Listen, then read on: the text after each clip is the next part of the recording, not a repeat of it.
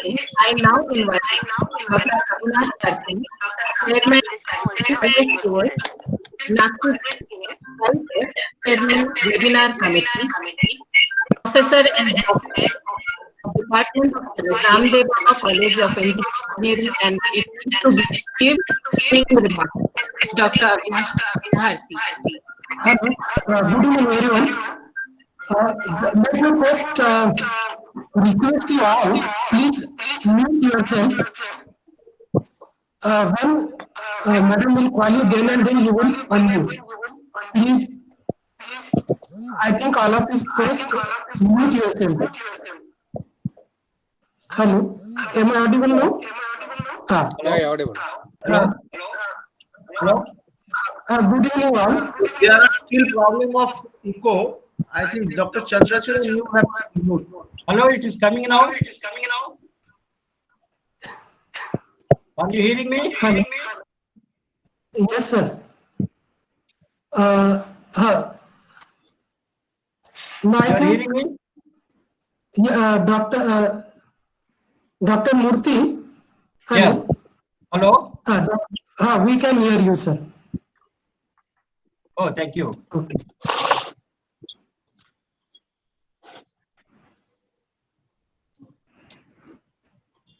Hello. Hello. Let us start. Now, today's webinar is the continuation of the webinar which was previously taken on the Baba Kavach by Das Gupta sir. Now, we know that initially in the carbon family, there were only graphene, graphite, and the diamond and the amorphous carbon. Then later on, the fluorines were added, and then the carbon nanotubes.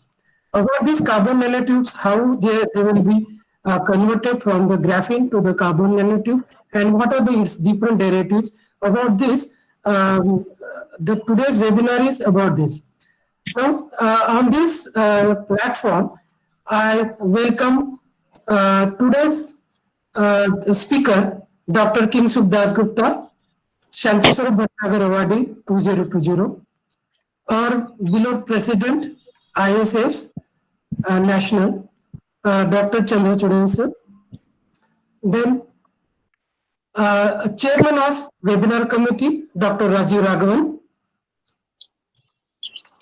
Today's chair, Simon Murthy sir, Dr. Nair sir, Raghavan sir, other dignitaries on the platform, and my dear colleagues. For today's webinar, I welcome you all once again, and without wasting much more time, let us proceed further. Before that, again, it's my humble request to all to please mute yourself unless it is asked to unmute by the moderator, Dr. Swaruprashmi Mudliar. Mudliar madam, Swarup madam, please proceed. Hello, Swarup.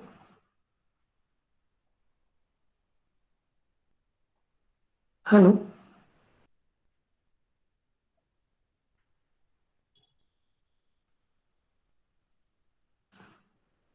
Hello, Swarup madam, Mudliar madam is there?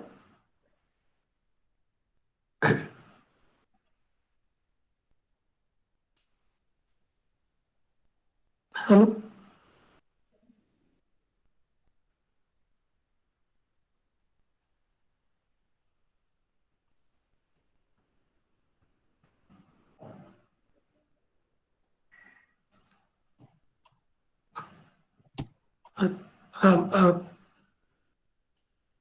Preeti, hello. Sir, I think it Yes, is sir.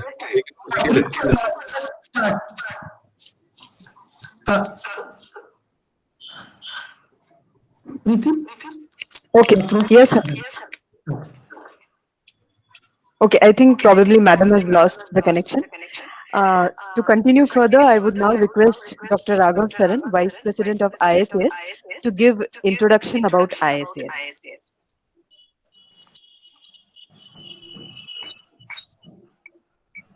Dear Dr. Chanchuda, President, ISS, Dr. Nair, Dr. Rajiv, Dr. Bharti, distinguished luminaries, friends, dear participants, a very good evening to you all. As most of us know, ISS, Indian Society of Analytical Scientists, is a premier scientific body of the country. The sole objective of the society is to provide a nodal forum for multidisciplinary sciences, technology, R&D, academia, and industry to reap benefits, new research and development. The society was founded in the year 1983, almost 4 decades back. Since then, it is involved in realizing the pivotal objective of disseminating science from grassroots level through its various chapters. Even almost 1 year long pandemic, though it reduced its activity but could not drown us, we popped up, surfaced through webinars with fairly good event density. Last year, since 4th of July, we had a series of webinars and every Saturday at 7 a.m. by headquarters as well as chapters alone or in collaboration. I'm glad that Dr. D.S.R. Murthy has consented to chair this session today. He is former head chemistry group with a wide analytical expertise for almost 4 decades, providing suitable guidance to the almost 75 to 76 AMD analysts all over the country. Besides, he has also contributed immensely in ISS activities as chairman, Bangalore chapter, and vice president, Hyderabad chapter. Well, friends, we are lucky to have once again among us Dr. Kinsuk Das Gupta, Santi Sharup Bhatnagar awardee for Bhabha Kavach. Bhabha Kavach epitomizes the objective of the society. A novel research carried by him with great practical applicability and commercialization to fabricate improvised bulletproof jackets weighing almost 1/4 of the important ones, putting the users at a great ease and for economic too.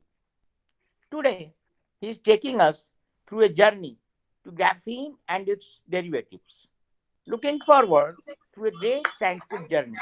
I welcome you all through this great journey. Thank you very much. Thank you, Dr. Saran. Now I would request Dr. Rajiv Raghavan, Chairman, Webinar Committee, to address the August gathering today.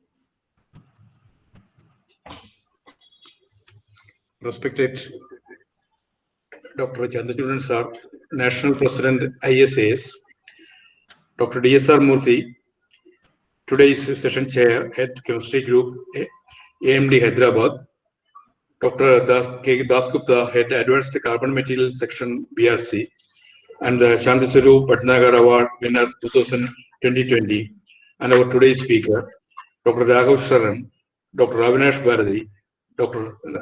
V.R. Nair sir, and all the distinguished members and invitees and friends. ISAS is very proud to see that our webinar lecture started in 2020 is continuing successfully with a good attendance and audience. Analytical science is an interdisciplinary subject connected to a large number of fields. That is why ISAS decided to select the topics of the lectures in such a way that it will cover all the connected fields. The 2020 webinar lectures conducted jointly by ISAS headquarters and Kerala chapter, and as well as by ISAS headquarters and Nagpur chapter are huge success. And 2020 ISRO and the headquarters now planning to start a webinar series 2 in 2021, and the details will be given later. And the ISAS Nagpur chapter is today hosting their 5th seminar jointly with the ISAS headquarters. Kudos to the ISAS Nagpur chapter, especially to Dr. Raghav Saran and Dr. Avinash Badli for coordinating the activities. Today's talk about graphene and its derivatives by Dr. K. Dasgupta, Head Advanced Carbon Material Section BARC and the 2020 Advanced Awardee winner. Sir, we are eagerly waiting for your talk, so I am not delaying it. And best wishes and congratulations to you, sir, Dr. Dasgupta. Thank you. Thank you, Dr. Raghavan. It gives me immense pleasure to invite Dr. Chandrasekhar sir, President ISAS, to deliver his presidential address. Thank you very much. Dear veteran Dr. DSR Murthy, today is our chief guest. Dr. Rajiv Raghavan, Chairman of the ISAS Webinar Committee, Dr. Raghav Saran, Vice President ISAS, Dr. V.R. Nair, Dr. Avinash Bharati, Chairman Nagpur Chapter of ISAS, Dr. Sriman Narayanan, Chairman of Tamil Nadu Chapter of ISAS, Dr. Rishi, Chairman of Kerala Chapter of ISAS, other dignitaries, esteemed delegates. First of all, let me wish all of you a very happy New Year and a very happy New Year as well as Makar Sankranti, Pongal and the entire series of celebrations going on all over India. Friends, today we have a very eminent scientist, veteran scientist, Dr. DSR Murthy, former head of the chemistry program of Atomic Minerals Exploration of DAE, done through the Atomic Mineral Division. Thank you, Dr. Murthy, for being with us as our chief guest today evening. Today's our expert speaker is Dr. Kinshuk Dasgupta of BIRC. Dr. Dasgupta is a leading expert in graphenes, carbon nanostructures, and he is creating an exemplary application of all these technologies developed by him. Graphenes, which are sp2 hybridized monoatom layers of carbon atoms in 2D honeycomb structure, is indeed a wonder material. And I am sure he will also explore the other sophisticated materials like borofilm as well as in the near future. Dr. Dasgupta had earlier given a talk on bulletproof vests developed by him, which were commissioned for real-time practical applications by the armed forces. He is part of the DAE scientific fraternity, of which I am an integral part. I am very happy to welcome Dr. Dasgupta to deliver this lecture, and I keenly look forward to listening to his talk. Thank you very much. Thank you, sir. I now call upon Dr. Preeti Bangulkar to introduce Dr. DSR Murthy, Chairman of today's session. Thank you, Madam. It's my pleasure to introduce our session chair for the evening, Dr. DSR Murthy. Dr. Murthy completed his MSc degree in 1971 and PhD degree in 1975. He then joined Atomic Minerals Directorate for Exploration and Research, Department of Atomic Energy in 1976 at Hyderabad. After working at Hyderabad for 12 years, he joined Bangalore office, where he spent 14 years and came back to Hyderabad in 2003. Dr. Murthy was head of chemistry group from 2006 to 2009, rendering technical guidance to several analytical chemists. He has ably guided 3 colleagues for PhD from Bangalore University and 1 from JNTU at Hyderabad. He has expertised himself in geoanalysis of a variety of geological samples, minerals, hydrogeological samples for more than 50 elements.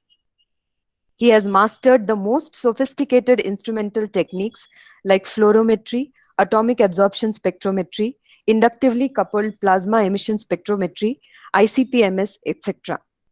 He has published 78 publications and presentations in national and international journals and seminars.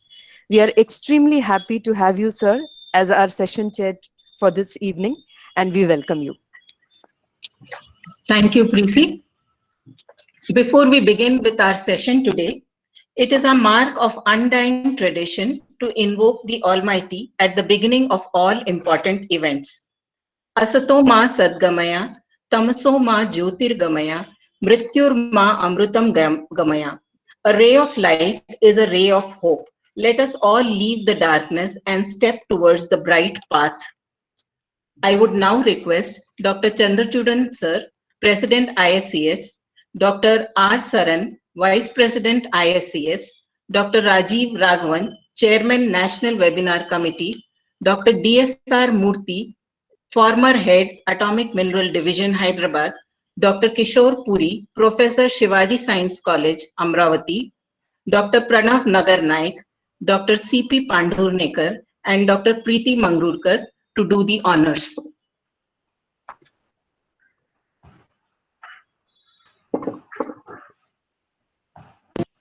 कुरुत्वं कल्याणम् आरोग्यं धनसम्पदः शुभं कुरुत्वं कल्याणम् आरोग्यं धनसम्पदः शत्रुबुद्धिविनाशाय दीपज्योतिर्नमोऽस्तुते दीपज्योतिर्नमोऽस्तुते शुभं कुरुत्वं कल्याणम् आरोग्यं धनसम्पदः शुभं कुरुत्वं कल्याणम् आरोग्यं धनसम्पदः. I thank all the dignitaries. Now I request Dr. DSR Murthy to deliver his address. Dr. Murthy. Dear Dr. Chandrachudan, President, ISAS, Dr. Raghav Sharan, Dr. Arvind Bharati, Dr. Dash Gupta, Dr. Rajiv Raghavan, and other dignitaries. Good evening to everybody. Thank you, madam, for your nice introduction. Now, it gives me immense pleasure to chair this session of the webinar series organized by ISAS headquarters and also Nagpur chapter. After a long gap, once again, I am associated with ISAS, and I thank the organizers for giving me this opportunity. The ISAS Mumbai, after its formation in 1983, I think Dr. M. Shankardas was the person who done it. Immediately organized its first symposium in 1984 at BRC Mumbai. I presented 2 papers in the very first ISA symposium, happy to say, on absorption spectrometry. One paper on barium estimation in rocks and other paper on estimation of cesium in beryl minerals. I also associate with the Nagpur chapter to some extent, wherein I gave one invited talk in 2007 at Indian Analytical Science Congress, organized by ISAS Nagpur chapter at RKM Engineering College, Nagpur. My active participation with the ISAS was at Bangalore chapter for its formation, and then as president for 3 years. Then I was vice president for some time, ISAS Hyderabad chapter also. That goes my history with the ISAS. Now, of course, the corona pandemic in fact helped the scientific community, in particular ISAS. Because of this calamity, the ISAS is able to organize so many virtual seminars, so-called webinars. Otherwise, in normal course of time, previously there is no record of so many seminars in a very short period. In fact, there is a webinar in every week. I congratulate the ISAS committee for putting so much efforts and hope the same trend will continue with the same pace. Now, coming to the present topic of the webinar, it is based on the name nano layers of carbon structural called graphene and its uses. It's a very interesting topic in view of the present research trend moving towards the nanotechnology. Thank you all for your patient hearing. Thank you, committee. Thank you, sir. Thank you, sir, for your encouraging and motivating words.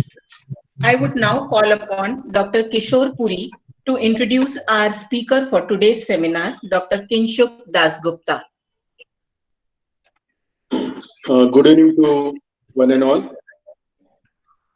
It gives me immense pleasure to introduce such eminent scientist, respected Dr. Kinshuk Dasgupta. Honorable Dr. Chandrachuran Sir, President ISAS, Dr.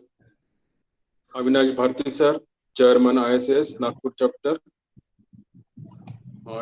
respected Dr. R. Saran, Vice President ISAS, Nagpur Chapter, respected Dr. Raju Raghavan, Chairman Webinar Committee, Dr. S.R. Murthy Sir, Chief Guest of today's webinar, and respected Dr. Kinshuk Dasgupta Sir.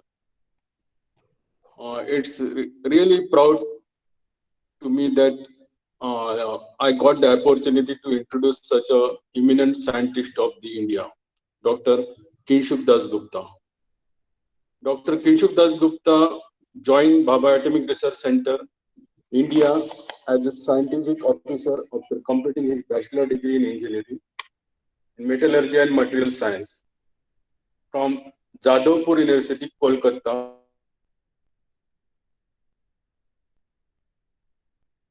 in 1999.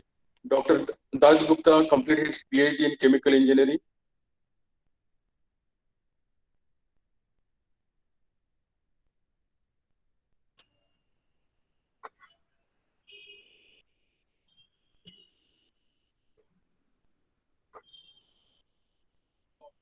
Cincinnati, USA, as a Fulbright visiting scholar during 2018-19.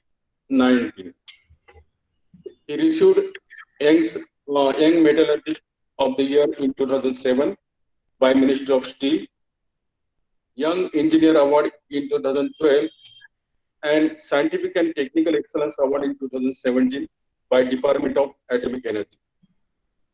Dr. Dasgupta has been awarded Dr. N.G. Suchak Innovation Award in 2019 by Institute of Chemical Technology.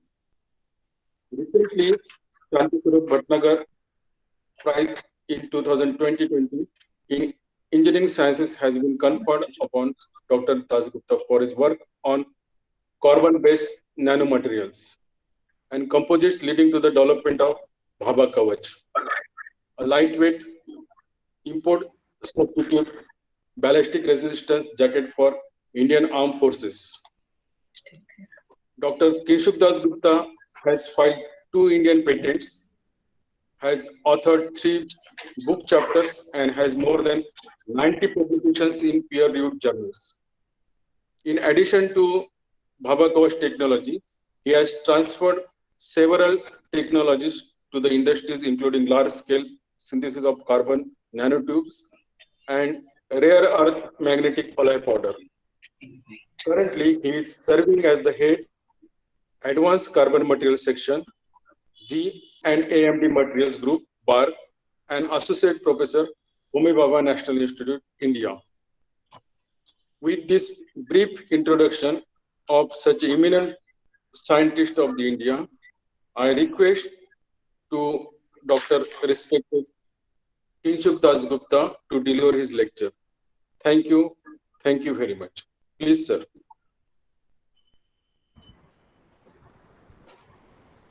Thank you, Dr. Puri, for the nice introduction. Dr. Chandrachuran, Dr. Saran, Dr. Murthy, Dr. Bharti, Dr. Nayar, and Professor Narayanan, and other dignitaries of ISAS. It is a pleasure and great honor for me to once again join the webinar conducted by ISAS. Last time I talked about Bhaba Kavach, and when Dr. Saran once again contacted me to deliver another lecture, I was hesitant because the same person giving consecutive talk, generally the audience, they are not very happy.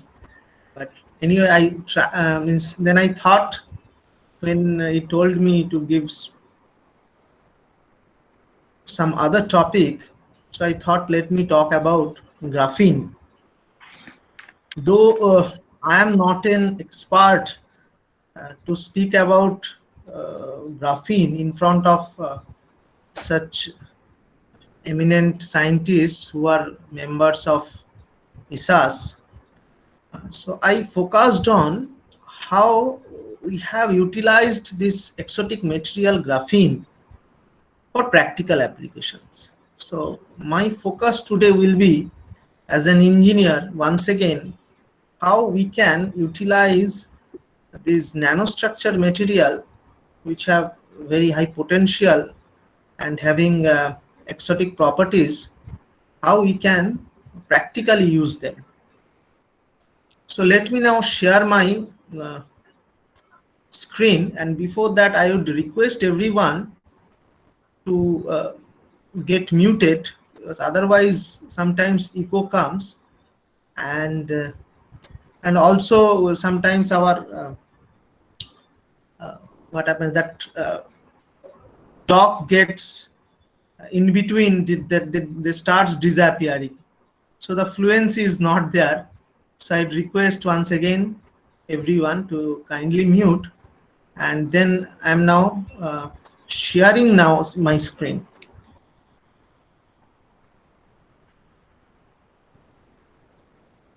Yeah.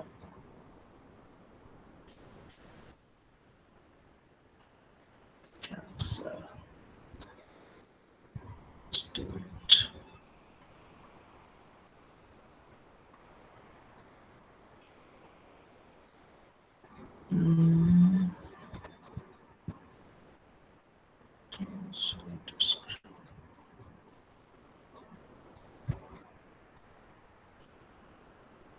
Just give me some time. I'm facing. Sorry, kindly give me some time. I'll take help of my daughter because I am unable to share it. Just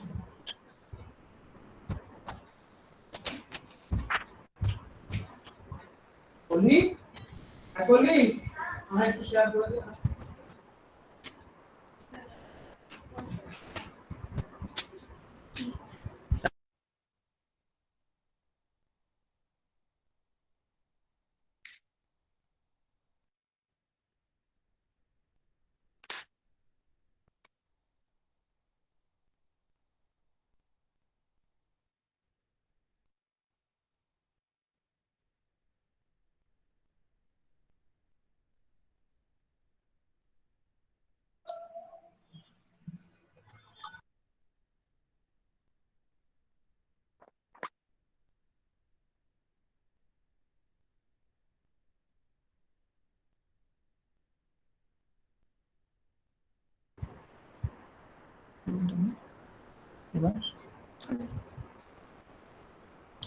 Are you able, all of you, can you just see my screen? Yes, sir. Okay, sir. It is fine. Okay. You can start now. I'm starting. So the title that I have given, A Journey Through Graphene and Graphene Derivatives, because still the journey is on. So that is why I'm writing through graphene and graphene derivatives. And as you all know, the basic building block is graphene. This is a single layer where the carbon atoms are hexagonally arranged, sp2 hybridized. But we can develop various structures out of graphene. If we stack them one after another, we end up with graphite. If we roll them, then we end up with nanotube, carbon nanotubes. So if the rolling is seamless and single layer is rolled, it is called single walled carbon nanotube. And if there are concentric layers, and if we roll them into concentric cylinders, they are called multi-walled carbon nanotube. Again, if we can give a curvature to the graphene structure, and along with that, if we add some pentagon or sometimes heptagon, we can have a cage-like structure called fullerene. We can also attach some other atoms, heteroatoms like oxygen atoms, to the graphene structure, and we end up with graphene oxide. Today my talk will be focused on mostly graphene and graphene oxide.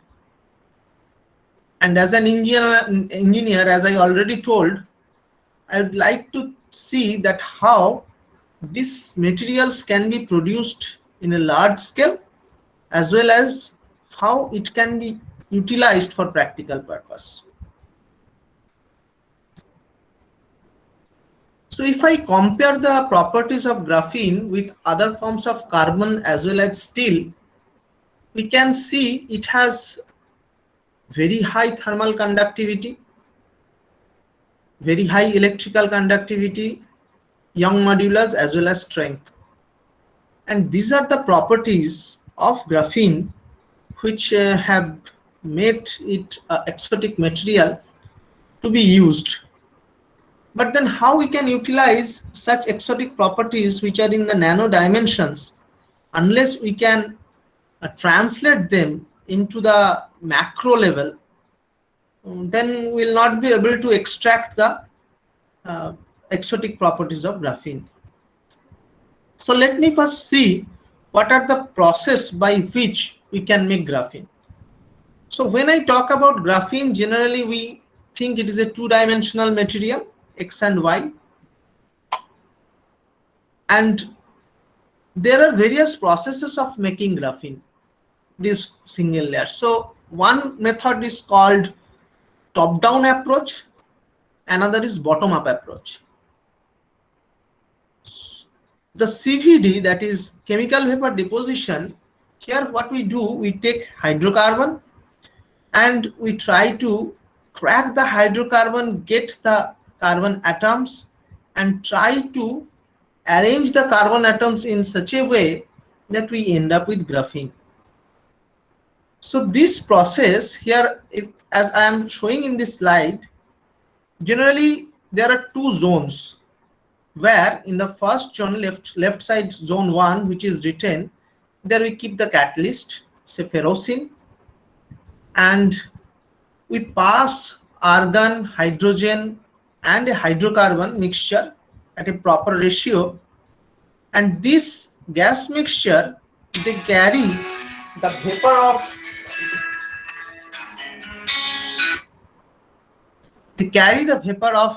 the hydrocarbon and as well as the ferrocene, which comes into zone 2, which is kept at a high temperature. And first what happens, the ferrocene gets cracked and it makes a layer of iron nanoparticles on the quartz tube, and on this layer the hydrocarbon, after getting cracked, they form the graphene. So at a particular processing conditions which is favorable for the growth of graphene, we get the graphene formation on the wall, and then we can take out the graphene from the wall. And if I see their microstructure under TEM, you can see these are few layered graphene. Means if you see the inset bottom, there you can see that in high resolution image that 2 to 5 layers are there, and on the topmost side inset, this is diffraction pattern, which is telling us this is nanostructured material. Now these few layered graphenes, after we first produced here, we used them for the detection of H2O2. Means how we can apply them, that is called FLG, fuel layered graphene, for the detection of hydrogen peroxide. And by making electrode using fuel layered graphene, we could get a very high sensitivity and very low detection limit. And this we published in Materials Letters. Now, as I told, the graphene is generally, as we think, it is a two-dimension. But whether this two-dimension material can be handled effectively, means we require very much precaution to handle them. So another concept came, which is called three-dimensional graphene. That means the properties of two-dimensional graphene will be there, but then it will grow in 3 dimensions. And in this slide, you can see the SEM image, left-hand side, where it is showing that how the 2D layers, they have grown in 3 dimensions. This is a highly porous kind of structure, and with a suitable preform and processing parameters, you can grow this 3-dimensional graphene. And the TM images are showing that thin layers of graphene, they have grown in 3 dimensions, and it requires a very low pressure chemical vapor deposition process. Generally in graphene, we have high conductivity, but for certain application, if we dope nitrogen in graphene structure, that means we are replacing one carbon atom or few carbon atoms from the lattice with nitrogen, and nitrogen having other that valency. Nitrogen is 5, and then this is 4. So the electrical conductivity and also the hydrophilicity of the graphene increases. Means if you see, the pure graphene is a hydrophobic material, but in certain applications we require hydrophilicity. So there, some people, they attach functional groups like oxygen or hydroxyl with the graphene structure, but that may decrease the conductivity. So when I want the electrical conductivity not to decrease, but at the same time hydrophilicity needs to be increased, then we must dope nitrogen. So we also develop nitrogen doped this 3-dimensional graphene, where it is through a slurry route. So nickel powder, which is nickel and copper, these are the 2 main elements. It is through a slurry route. So nickel powder, which is nickel and copper, these are the 2 main elements. So nickel powder. I'm getting echo of my own voice. Okay, I'm continuing now. So nickel powder and copper. Nickel and copper, these are the 2 main catalysts which catalyzes graphene. So here we have used nickel powder because it is easy to process the 3-dimensional graphene on nickel. So we make some slurry and give a cast, and we make some framework, and using that framework under low pressures, that LPCVD, that is low pressure CVD process, we use ammonia along with methane to grow the nitrogen doped 3-dimensional graphene. So if I characterize only 3-dimensional graphene and nitrogen doped 3-dimensional graphene under microscopy, that is ACM, we may not find any difference, but the main difference comes when we do the Raman spectrum. So in Raman, when this is a good quality of graphene, we don't get any D peak. We only get 2D and G, and the intensity of 2D is almost equal, or in case of single layer graphene, it should be more than the G. So the intensity of 2D should be more than the G, and there should not be any presence of D peak. Then we can call it is a single layer graphene. As the number of layer increases, the intensity of 2D comes down and G increases, but the D is still absent. And when we introduce nitrogen in the lattice, so that means we are introducing defect with respect to the Raman scattering, and so the D band that comes up and 2D comes down. So even we have the same number of layers, like say if I am having 3 layer of 2-dimensional graphene and another 3-dimensional graphene consisting of 2 layers, and nitrogen doped graphene having the 2 layers, but I will get the different Raman and we'll have presence of D peak in nitrogen doped 3-dimensional graphene. And when we dope the nitrogen, definitely we need to know how much is the atom percentage of doping. So we need to do the XPS analysis, and we get typically that C1s and N1s, that we need to analyze these 2 peaks, and corresponding to the bond, that carbon-carbon bond or carbon-nitrogen bond, we deconvolute and then get the peak position. Generally, there are 3 positions where the nitrogen gets doped. You can see in that schematic where I have shown. One is called pyridinic N. Pyridinic N means it takes the hexagonal position of graphite carbon atom, but one bond is not completed. That means it has only 2 bonds, and then rest of the things are not there.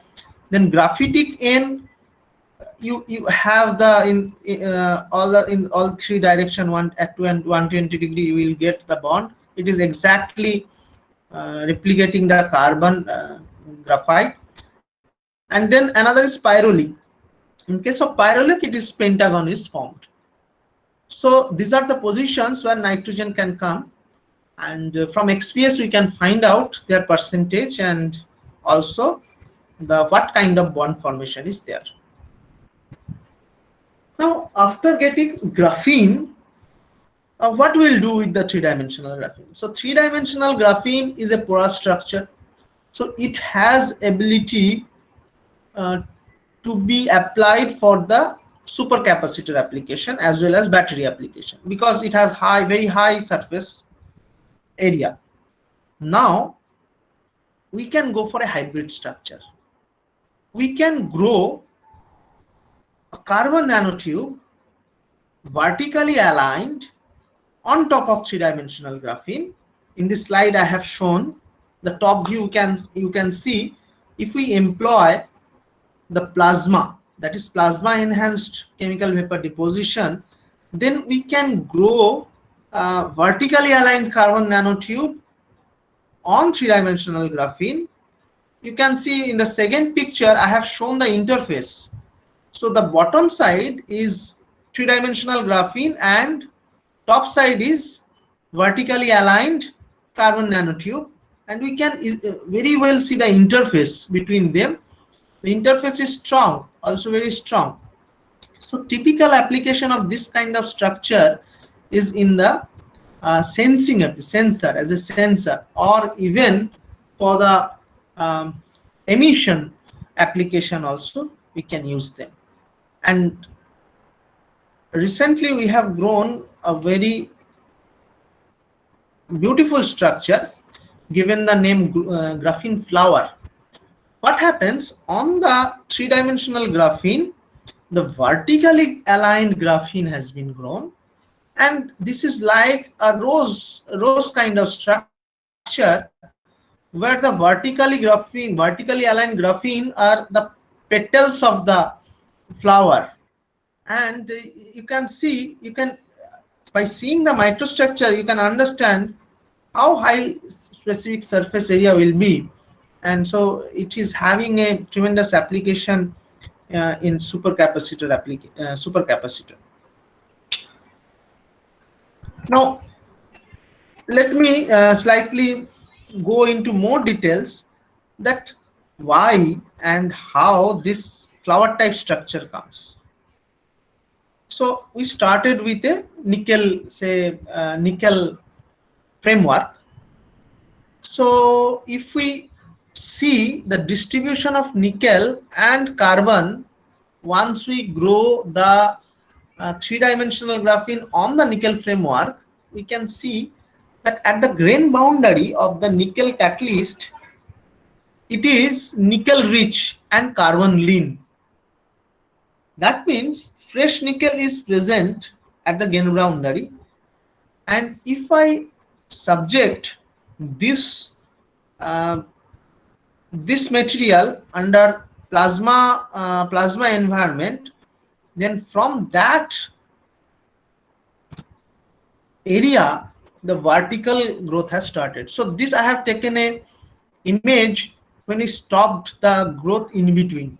So you can see from the grain boundary of the three-dimensional graphene when they grew, so there are different grains, they are coming and meeting at a point, and at the boundary there was a nickel rich phase, and from there the vertically aligned graphene started to grow under the plasma environment. But then the question is, why suddenly vertically aligned structure started to grow? So we have given some explanation. So here the role of nitrogen doping comes. So when the nitrogen is doped, as I have already explained, that sometimes pentagon comes. So when there is a pentagon formation, it can give you a curvature. So if there is no curvature, then the plasma cannot take your next carbon atom in the vertical direction. So you need initiation of that. So the nitrogen doping helps in bending, initial bending, as I have shown in the arrow that you can see in n-doped three-dimensional graphene, and then there is an upward bend at the interface that was due to the incorporation of the nitrogen, and then next when we applied plasma, then there was a vertical growth. So this was the method, this was the mechanism of growth for the graphene flower. Here I have taken a STEM, that is scanning TEM image, where you can very nicely see that the ball-like structure is nitrogen doped three-dimensional graphene, and there is an interface where there is a bend, and from that bend we call it NGF, that is nitrogen doped graphene flower. So that structure has started growing. So with the help of microscopy, we could explain the growth of this beautiful structure. So I have so far described the growth of graphene and some of the applications, means that those graphenes have very good applications in the supercapacitor. Still we are working, so I have not given the results on that. Only one CV curve I had shown, which shows a that it can store very good amount of energy. But now I am coming to graphene oxide. So for practical purpose, graphene oxide is equally useful. Now why graphene oxide has taken center stage? If you see graphene manufacturing, it is a tedious process. Tedious in the means very slow process, you require sophisticated instrument, but not the graphene oxide. So graphene oxide, it is, we can say that top down, means we can start with graphite and then try to remove layer wise. So if I can remove the layers of graphite, we can get graphene. But ideally during removal, we generally introduce oxidative atmosphere. So it functionalizes those layers and the dangling bonds of graphene, and it end up with graphene oxide. The advantage of graphene oxide is that due to the oxygen functionality, it can make further bond with the matrix. So there are some applications like in polymer matrix composite, or if we want to use them for extraction purpose or certain things, separation purpose, we require that other element to make bond with the host material. So in those cases, graphene oxides are very much useful. So generally adopted methodology for making graphene oxide is modified Hammers process, where you can take the graphite powder, then you can add sulfuric acid and H3PO4 in ice bath. You can add KMnO4, then under ultrasonication, you end up with few layered graphene oxide. And how you can characterize them very easily, if you take XRD, you will get a peak around 10 degree, which shows that it is, so in the graphite you get a peak in around 26 degree, but that peak disappears and you get a peak around 10 degree. So that is graphene oxide formation, graphene oxide peak. And also if you do the FTIR, you get the related bond CO and CH-CC bond. But what happens when you do by Hammers process, the quality of the graphene oxides are not always good. Means you may end up with very large number of graphene layers, maybe more than 15. So sometimes these are not useful. We have developed another process that is called electrochemical exfoliation. So we know the electrochemical exfoliation, and conventional setup I have seen in the left hand side, where two electrodes, graphite electrodes are taken, and the anode, and what happens in the electrolyte, you take kind of sulfate kind of ion, and when the sulfate ion enters and intercalates with the graphite and they tries to come out, so the flex, that means few layers of the graphene, they come into the solution. But in this conventional method, the problem is, if say there are large chunks, sometimes they get exfoliated, and due to heaviness they may be dropped at the bottom of the setup. So that once again you cannot exfoliate, because it is not in the path of your current. So we modified the setup as per our requirement, and also our aim was how to make this process continuous as well as whether we can scale it up. And we need to utilize the maximum surface area, because this is a surface phenomena. So we modified the design, and as you can see, the cathode and anode we have now kept vertically. So what is the advantage? So advantage is that if there is the flake that forms in the anode, if it drops down, it can get once again re-exfoliated, because it is in the within the circuit. So there is a chance of re-exfoliation. So that is the advantage of this kind of setup. Now we have studied the effect of various graphite density on the exfoliation rate, and we have seen that the low density graphites, the rate is high, and with high density the rate comes down. But what happens to the quality? So if we check the TM, that low density graphite, they generally give you a thicker kind of sheet, but with medium and high density we get thinner, relatively thin. And we took medium density graphite, as you can see that we can have a good rate of exfoliation, because as I am talking about the large scale synthesis, so rate of synthesis is definitely is a factor. So we are at 1.8 gram per cc. If we take, our rate is better than the high density, but at the same time the quality is also good. So here we are getting thin graphene sheets in the solution, graphene oxide, basically graphene oxide in the solution, and with the lateral dimensions are large. So there are certain applications where I require number of layers less, but the lateral dimension should be more. So this is the process by which we can make them.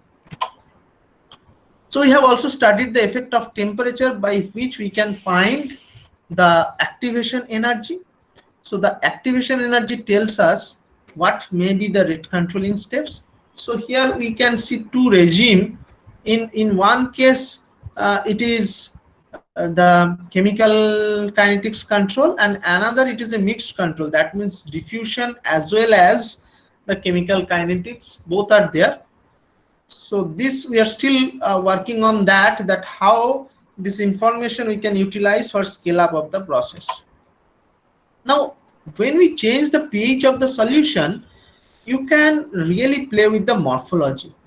So initially we had a flat sheet, then we got some kind of rolled sheet, then we got fibrous kind of material. So when we change the process parameters, like here we change the sulfate ion concentration, and we could see the rolling of the sheets to the scrolling and folding. All this phenomenon was observed under various process conditions. So after obtaining the graphene oxide as well as the graphene, what are the uses? As I told that finally we want to use them. The first thing is graphene polymer composite. This work we did in collaboration with IIT Roorkee, where we tried to improve the mechanical properties of the epoxy based composites. So here you can see with the addition of graphene, this is addition of pure graphene. So in addition of graphene, that the UTS up to 0.2% it improved, and the most important is fracture toughness, the last column, which is K1C, because epoxy is a brittle material. So if I can improve the fracture toughness, the practical application is more, means it is very useful. So up to 0.3 weight% of graphene, the fracture toughness got doubled. So from 2.5 MPa root m, from there we could go up to 5 MPa root m. So if I see the microstructure, what happens that with addition of graphene, you can see how they help in arresting the cracks. So the right side, I have shown that why the fracture toughness increase. Fracture toughness means it is basically it is absorbing more energy against the failure. So when a crack grows, the graphene platelets which are in the epoxy matrix, they pin the cracks as well as deflect the cracks. So due to these two processes, the energy is wasted there. So our toughness in the material improves. The similar thing we added with graphene ceramic composite, and we have added graphene in boron carbide composite. As you know, boron carbide is used for our reactor, as well as in the Bhava Kavach we have used boron carbide. So boron carbide, if we can improve the fracture toughness, then it is the handleability is better, because if it falls from our hand, the crack will not grow at a faster rate, or you can say the crack gets arrested. Here also we have studied with various volume % of graphene how the fracture toughness and the other mechanical properties of the boron carbide improved. So here I have shown you that hardness. The hardness is very important because boron carbide is used for their very high hardness in the ballistic application. So if we go on increasing graphene oxide, graphene platelet, then the hardness falls because graphene is a soft material. But initially there is improvement because it helps in sintering the material better. So that is why initially there is an improvement in the hardness when 2 volume percent is added, and then there is a decrease because the graphene itself is a softer phase than boron carbide. But the fracture toughness keep on increasing. As you can see that point 2.5 it goes above 5, so which is almost doubling the fracture toughness. Once again, the mechanism in the ceramic is the same. The first picture shows that crack in the boron carbide, it passed through very in a straight straight direction, that is the figure A. But when graphene is added, at we can see there is a crack deflection, crack branching, crack bridging, and these phenomena, they help in improving the fracture toughness of the boron carbide. Recently we have started a work on graphene oxide concrete composite. So I have so far shown how graphene has improved the properties of some matrix. Now I will show how graphene oxide improves, because as I have told, making graphene oxide is easy with respect to graphene, and the quantity we can get more. So we have started a work where we have added in with concrete, normal concrete, the graphene oxide, and we have made graphene oxide concrete composite. So I am giving a basic concept in the concrete. What happens? So when cement is mixed with water, we call it paste, and then when we add fine aggregates with the cement and water, we call it mortar. And then when coarse aggregate is also added, so generally fine aggregates are in the range of 10 mm and coarse is 20. So we add them with cement and water, we call it concrete.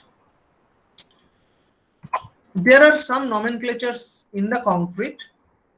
We call it M, M5, F7. That means the compressive strength. M30 means compressive strength is 30 Newton per meter square, that is MPa.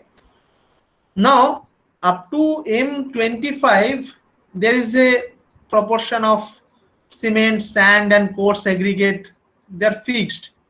But for M30 onwards, the mix is design mix. They call it standard concrete or high strength concrete.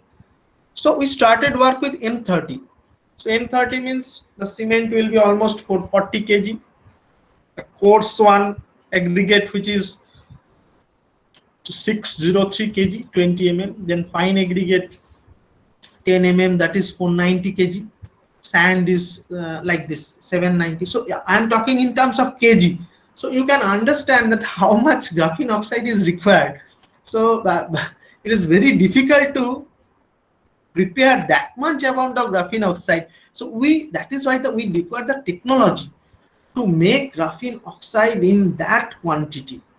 So in lab, we hardly make few milligrams in a day we can make. Now coming to the point that how the cement works. So when cement is added with water, there are hydration products. Okay, so the hydration product will decides that what will be the strength of the cement. So a schematic you have shown that when water comes with the cement and they're forming different that hydration product, and this hydration product, what this nucleation sites, they are in the nano range. Okay, so I have shown an image that what are different hydration product in normal concrete, that when cement and water is mixed. Now, what happens when GO comes? This I have taken from literature only, that image, that if you can read that cement hydration products, they are made up of nanocrystalline region, and the GO can act as the nucleation sites for the cement hydration products, and the functional groups of GO promote the interfacial bonding, and it reduces the porosity and densifies the microstructure. So if you see, this is a schematic.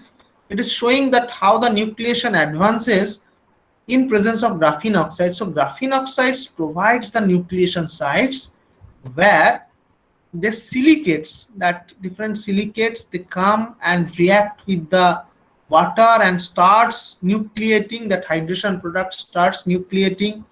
So different crystal forms, flower-like crystals, and the size of this thing and nucleation sites and the number of nucleation sites, they are influenced by the graphene oxide.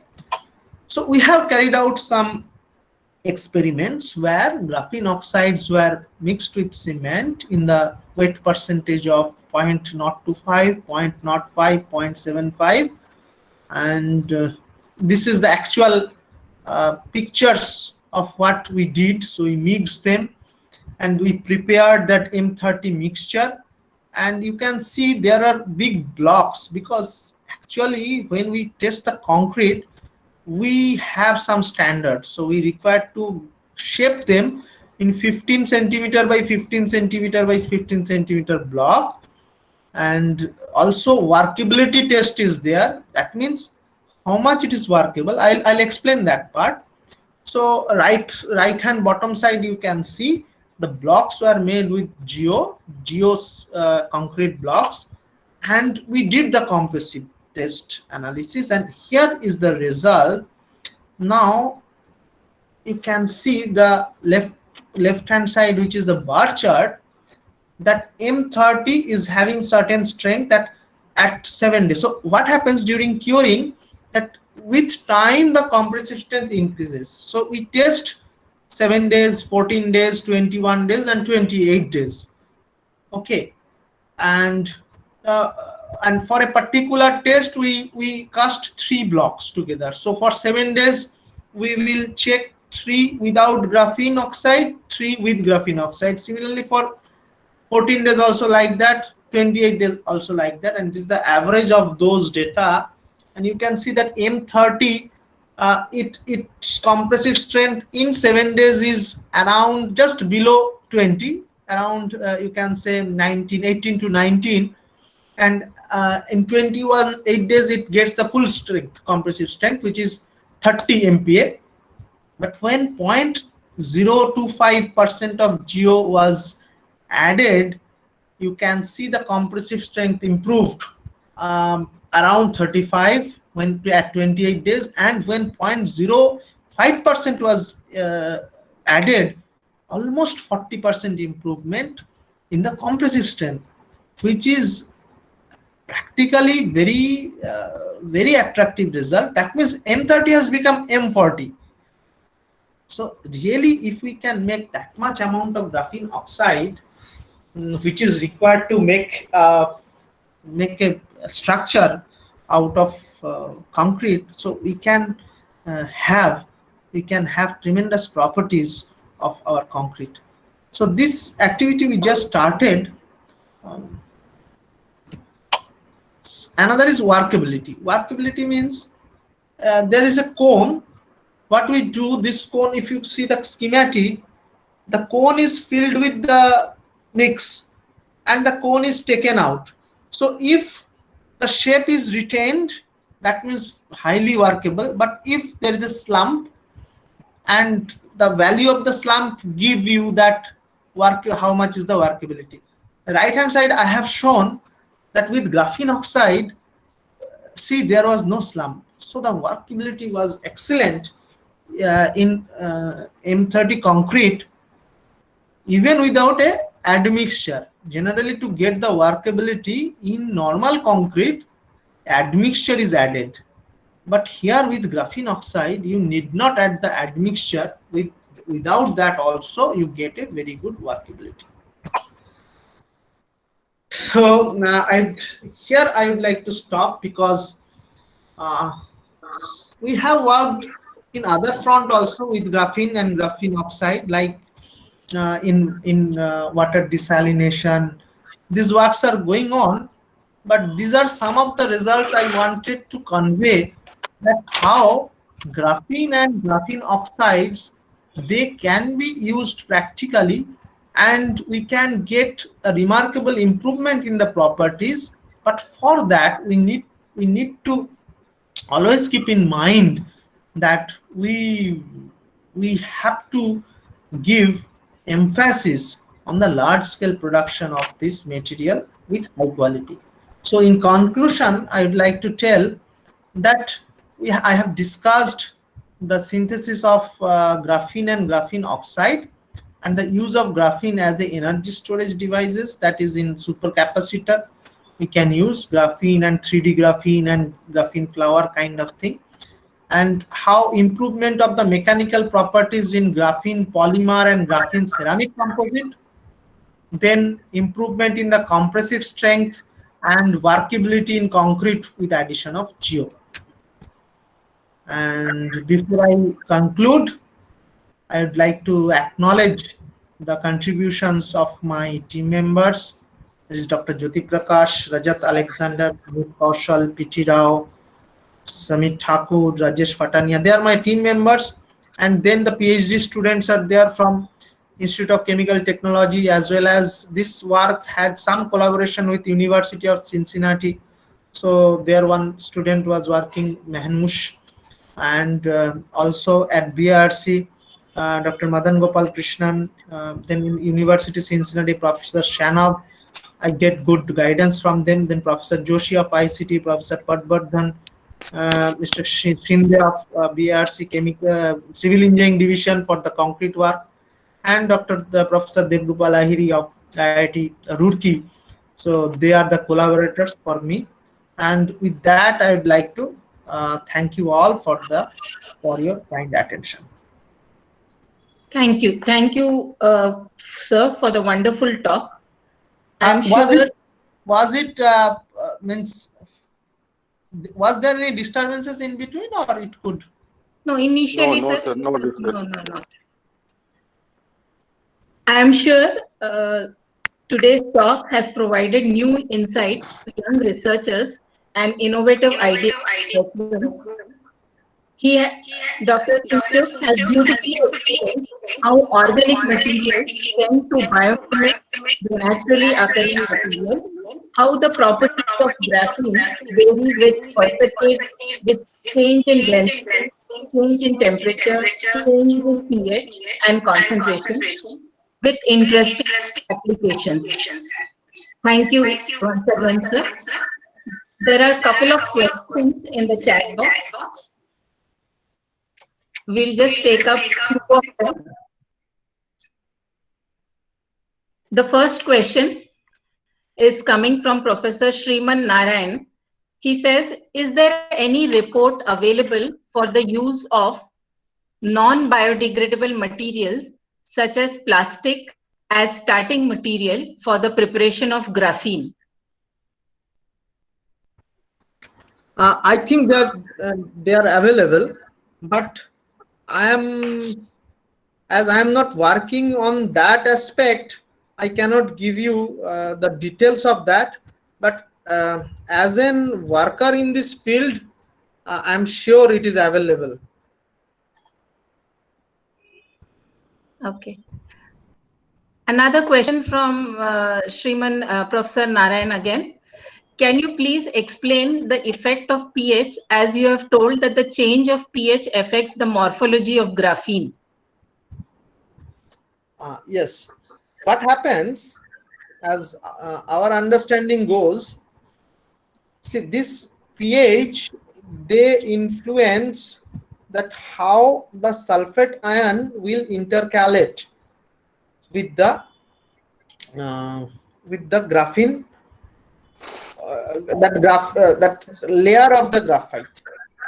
And once they're intercalated and these flakes are coming out, depending on the thickness of the flakes, and the ratio of their lateral size and the thickness, they can be rolled. Because if they are very thin but they have a aspect ratio is high, there is a tendency these rolls will be folded. So in this way, the morphology changes. We are still working on that exactly, because we have seen that not only pH, there are several other factors together, they impact on this. It is not that only pH will impact on that.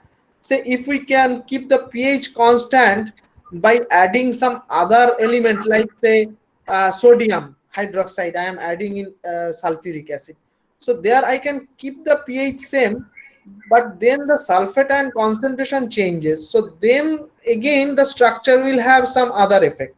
So there is a combination of combined effect of pH and concentration of sulfate ion, as well as presence of other ions like sodium ion.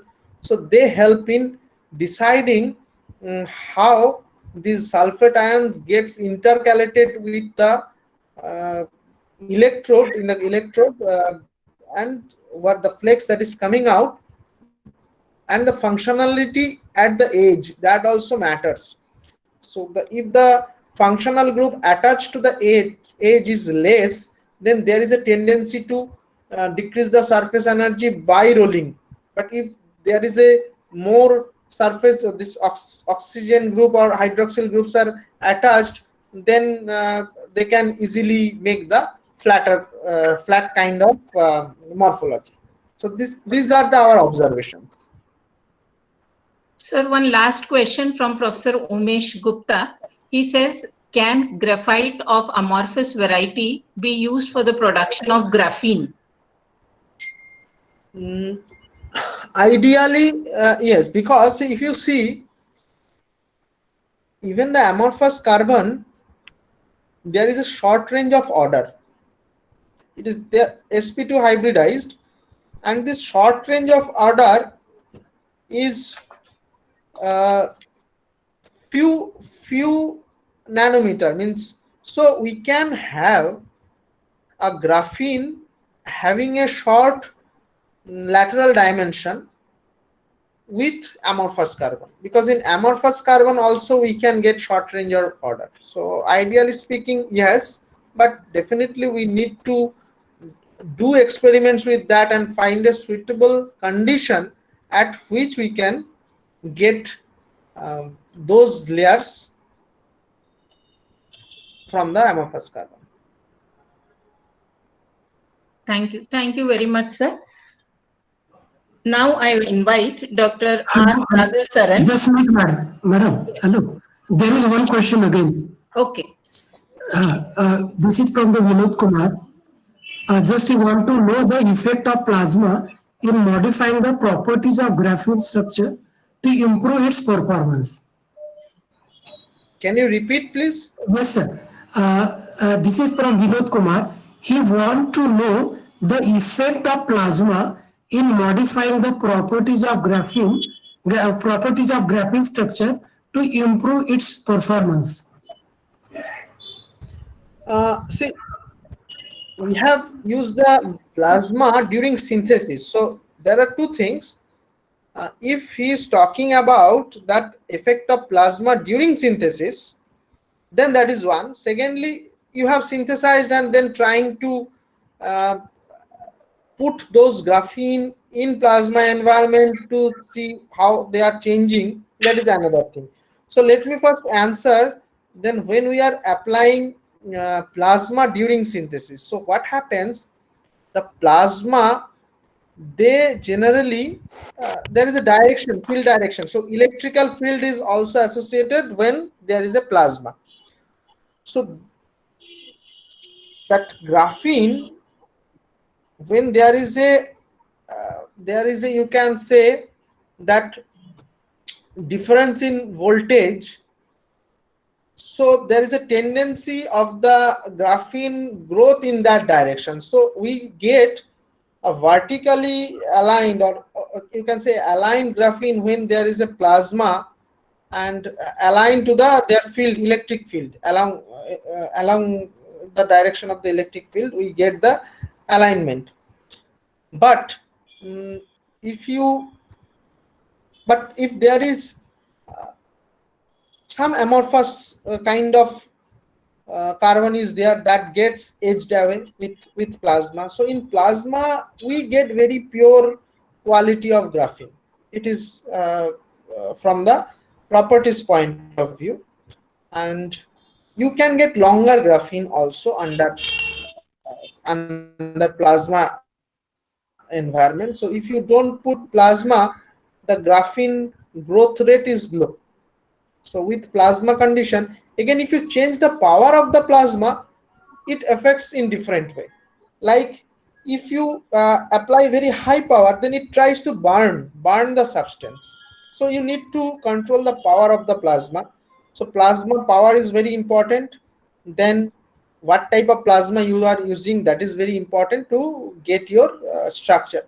So this you have to do the experiment in your setup, and you have to come up with the optimized result, optimized parameters to grow a particular type of structure.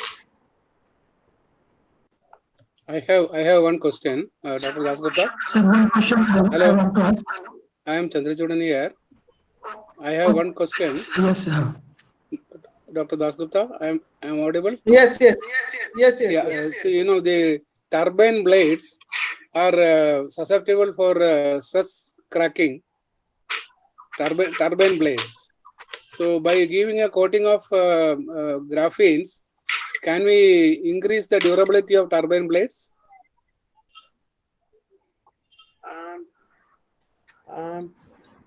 Which type of cracking? It is normally turbine blades because of high speed. It is stressed and normally yes. cracks open to surface are generated. There are literature I have seen that coating of graphene, it helps in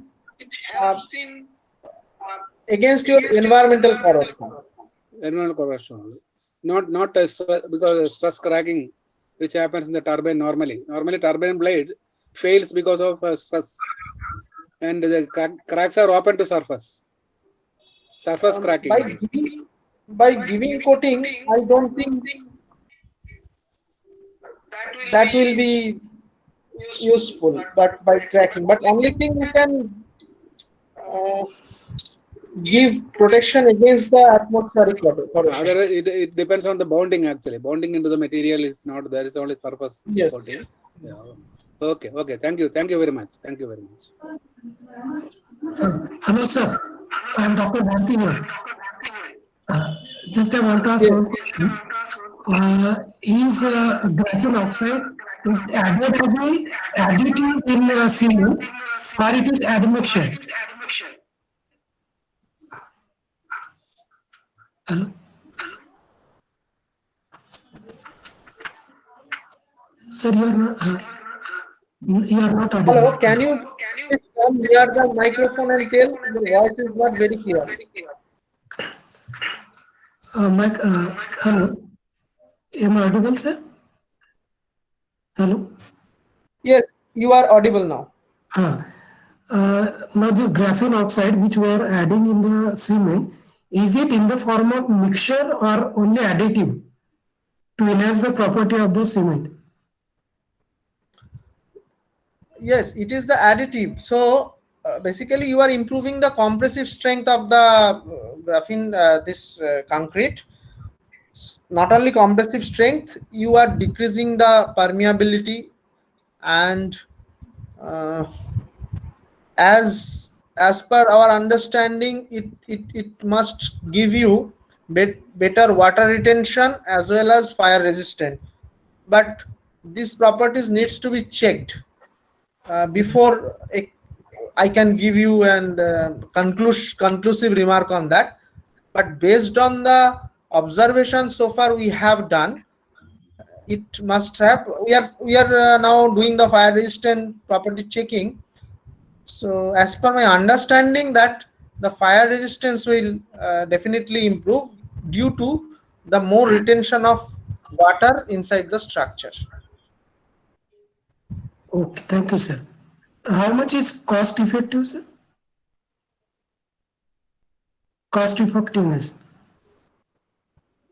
So far, that will depend on how effectively you can make graphene oxide in large quantity. That is why, that was my point. This see, at present we can make hardly 40 grams of graphene oxide in a batch. That is also huge if you think from graphene oxide point of view. But Okay. even that is nowhere near the actual requirement, because when we mix concrete, it is in kg. So when even I'm very much uncomfortable when one cement bag is used, so I request them to use you half of the cement bag, which is 25 kg, then only I can give you the graphene oxide. So now, unless you develop the capability of making graphene oxide at large quantity, but cost wise, if you see, if we can develop the graphene oxide manufacturing facility at large quantity, it should not be very high, because we are starting with graphite powder we can start. So graphite powder, which is even we can take from the machining industry, graphite machining industry, which they throw. So those kind of graphite can be used. So raw material cost is not more. There are acids. Acids are also not very expensive. So I don't think that the cost of geo will be very high. But if you see the improvement, if it is 40 to 50% compressive strength, that is very lucrative. Thank you, sir. Now there is one last question from the Vinod Kumar. Just he want his question is specific. What he said, my question was specific to the application of graphene in high energy value capacitors. High energy, Value capacitors. high energy. High energy value capacitors. Is the Vinod Kumar is there? Yeah. Please Actually, ask. hello. Yeah, actually, I wanted to know, particularly when I said use of plasma in modifying the properties of graphene, I was actually referring to the high value capacitor which you were talking in your today's talk. So, can it Yeah. improve the properties in terms of capacitor value? Can you Yes, comment on this? definitely. Yeah.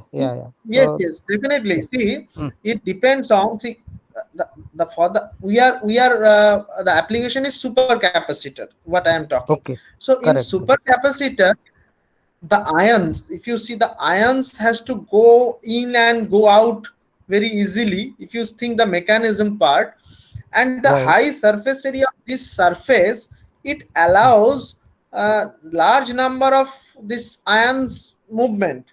So as we have calculated, almost means I have seen making that almost 430 430 kilo, that exact unit I'm not remembering, is that the values were very much attractive with respect to supercapacitor.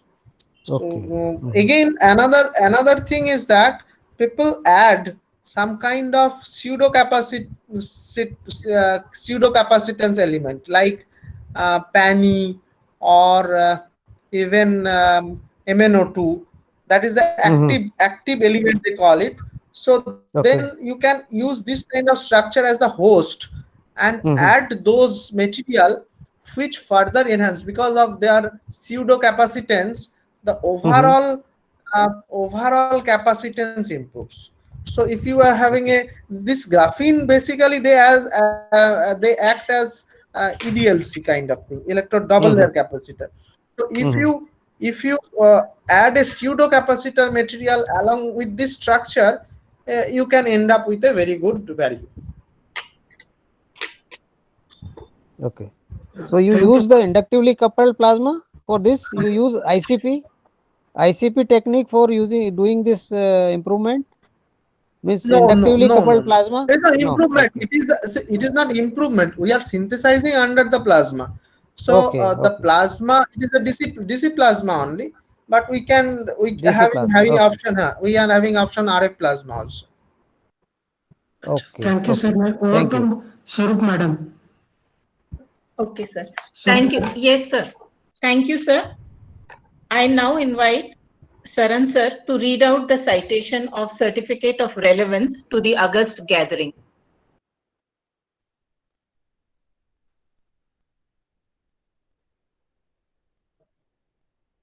Saran sir. Preeti madam.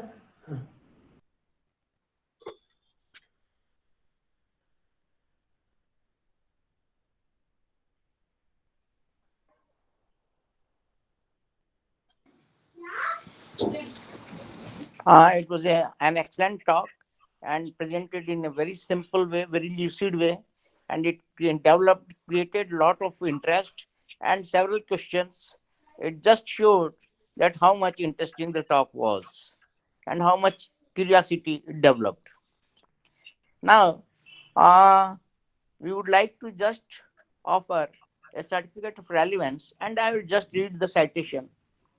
Indian Society of Analytical Scientists, ISA's headquarters, and ISA's Nagpur chapter, Sri Ramdev Baba College of Engineering and Management, Nagpur, in recognition of the excellence in research into exceptionally relevant and useful materials, is happy to confer the Certificate of Excellence and Relevance on Dr. Kinsuk Das Gupta, prestigious Shanti Swarup Bhatnagar Awardee 2020. He delivered an insightful talk on a journey to graphene and its derivatives on January 15, 2021, during which he shared his immense insight, unparalleled expertise, and enriched knowledge in the subject, which is highly relevant for the development of materials for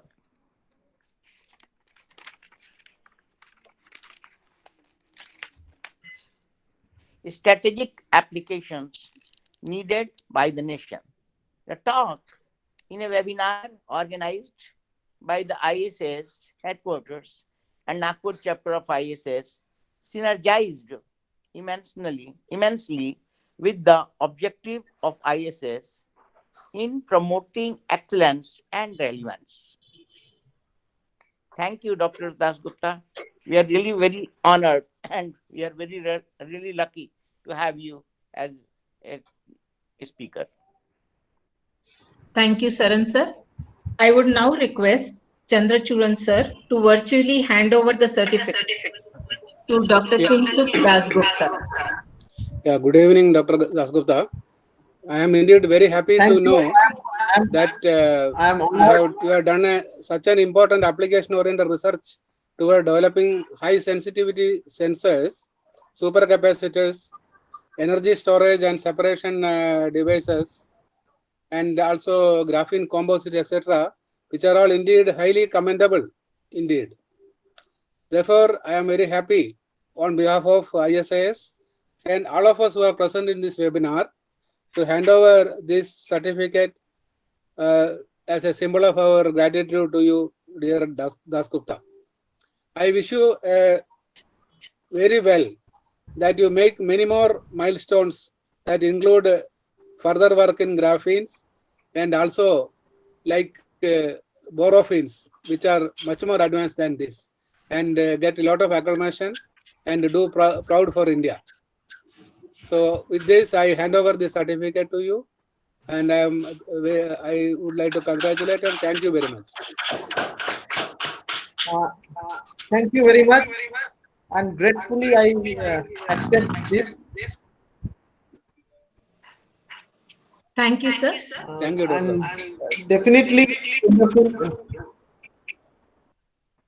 in the field of graphene, my knowledge is less than many of you present in this August gathering.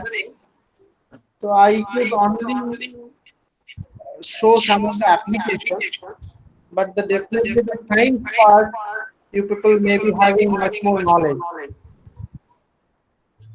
I take this opportunity to request you to have some collaborative programs with universities and some other labs so that we can take the country also along with us. Definitely. Yeah, thank you. Thank you very much. Thank you very much. Thank you, sir. All good things come to an end.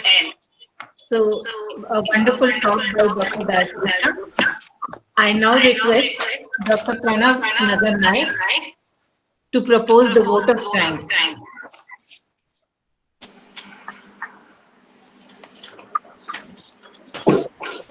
Thank you, Dr. Swarup Pratima, and good evening, everyone. It's really nice to see so many analytical chemistry enthusiasts on a Friday night glued to the screens for today's webinar. I think it is great to see more than 60 participants for this webinar. This is definitely a combination of great topic, eminent speaker, great organization, and enthusiastic people. If we look at the history of science and technology, there are few breakthroughs which have changed the world we live in.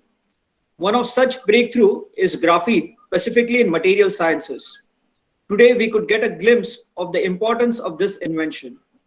On behalf of ISAS headquarters and Nagpur chapter of ISAS, let me thank Dr. Dasgupta, 2020 Shanti Swarup Bhatnagar awardee, to accept and agree to deliver one more webinar on such an interesting topic. I'm sure everyone would agree his greatness is in explaining a complex topic in a very simple words. I thank Dr. Dasgupta for such a wonderful talk. I also thank Dr. Murthy for agreeing to be the chair of this session. His kind words encourage us to organize many such events. Let me also thank Dr. Chandrachuran, National President, ISAS, Dr. Saran, Vice President, ISAS, and Dr. Rajiv Raghavan, Chairman, Webinar Committee, for initiating the webinar series in ISAS and identifying such eminent speakers. For organizing such events, there is a lot which goes in the background, connecting right people, assigning appropriate roles to everyone, and ensuring the event is communicated to a lot of people. And I thank Dr. Bharti, Chairman Nagpur chapter, for spearheading the activity and ensuring the event is conducted very smoothly. I thank Dr. Swarup Lakshmi ma'am, Dr. Preeti, and Dr. Puri for smoothly conducting the program and supporting the activity. In today's time, one of the most important tasks is the technical support. Let me thank the team of Ramdev Baba College of Engineering and Management for providing the technical support required for such events. And most importantly, I thank all the participants for ensuring the success of this event and hope to see all of you in the upcoming events of ISAS headquarters as well as ISAS Nagpur chapter. Thank you once again and have a good night. Thank you. Thank you. Thank you, Pranav. Thank you. Yeah.